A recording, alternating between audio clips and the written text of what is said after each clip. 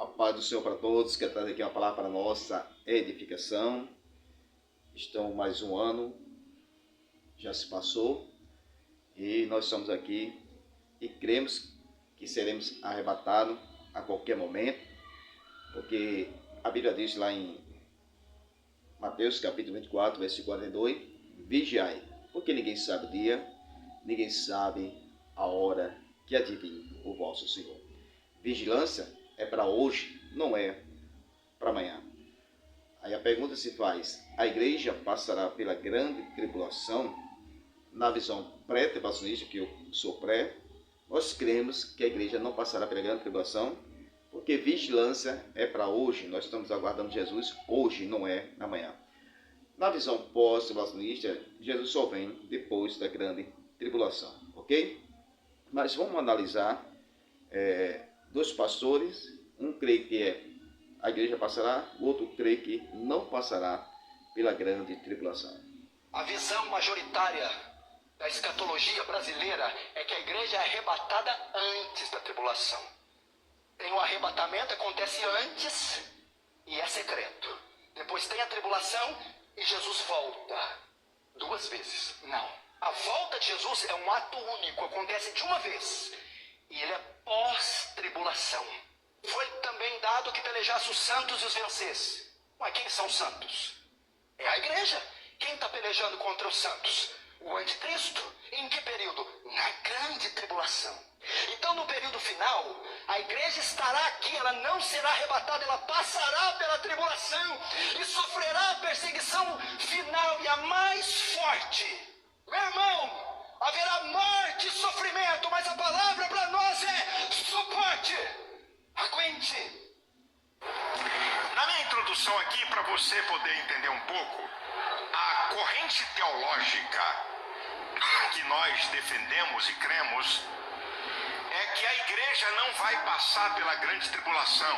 E uma das provas é que Apocalipse 3, esse conjunto de textos aqui, desse versículo 10, 11, 9, esses versículos falam da igreja de Filadélfia. A igreja de Filadélfia tipifica a igreja do arrebatamento. E o versículo de número 10 diz uma coisa muito interessante. Como guardastes a palavra da minha paciência, também eu te guardarei da hora da tentação que há de vir sobre todo mundo, para tentar os que habitam na terra.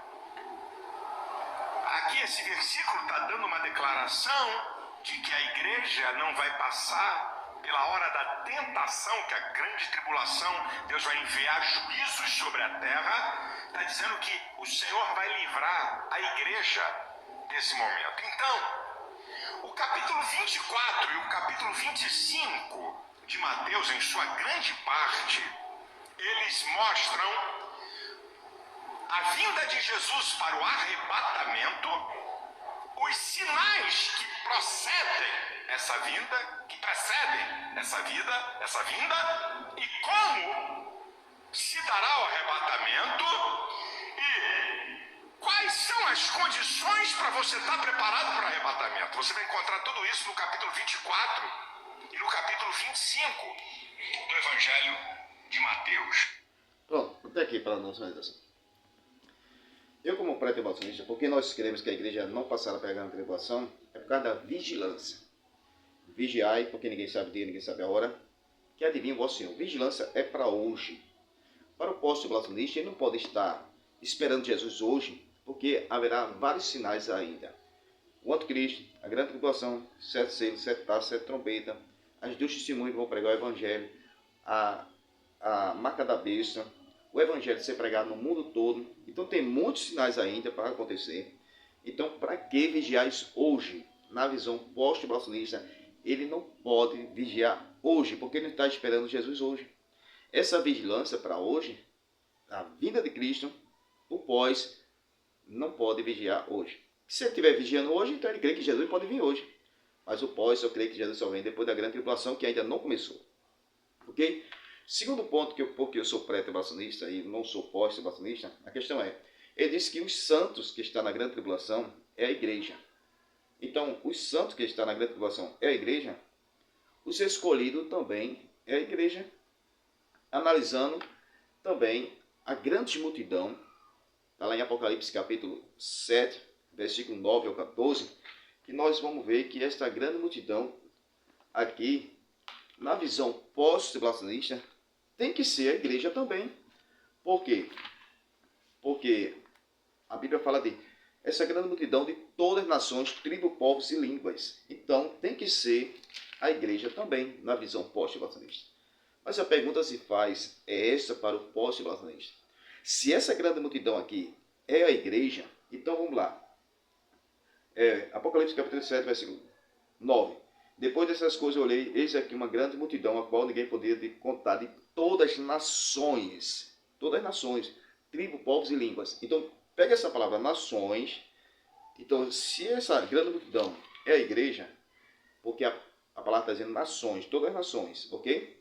Então, quem são essas nações também, que quando a igreja vai ser arrebatada, os ímpios destruídos na visão pós-tribulacionista, todos os ímpios serão destruídos, só vai sobrar a igreja, e a igreja será arrebatada.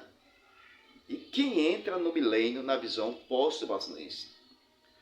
Porque quem entra no milênio para reinar com Cristo, na visão pós, é somente os salvos, a igreja, porque os ímpios serão destruídos. Então, a palavra nações, se aquela multidão ali, nações, é a igreja, quem são essas nações aqui? Apocalipse capítulo 20, versículo 1 ao 3, o diabo será preso para não enganar as nações. Que nações são essas na visão pós-tribulacionista?